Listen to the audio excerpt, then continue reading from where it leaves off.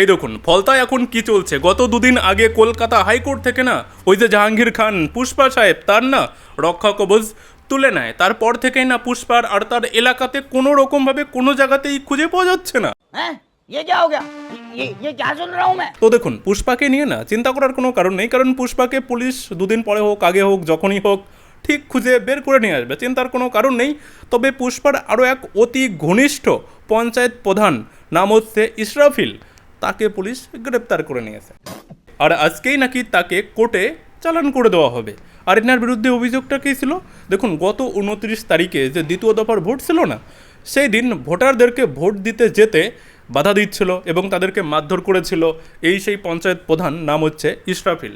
এবার সেই ইসরাফিলকেও পাঠিয়ে দিল জেলে। আর এই ইসরাফিলকে তুলে নেওয়ার আগে না নাসির শেখ নামে আরও একজনকে কয়েকদিন আগেই তুলে নেওয়া হয়েছিল। তিনি আবার ছিল না তৃণমূলের শ্রমিক সংগঠনের নেতা, আর তার বিরুদ্ধে অভিযোগ কী ছিল, তিনি নাকি শ্রমিক সংগঠনের নেতা হয়েও তিনি শ্রমিকদের উপরে অন্যায় অত্যাচার করতো, তোলাবাজি করতো, মারধর করতো, তার জন্য তাকে আগেই ভোগে পাঠিয়ে দেওয়া হয়েছে। খুব অন্যায় হয়েছে।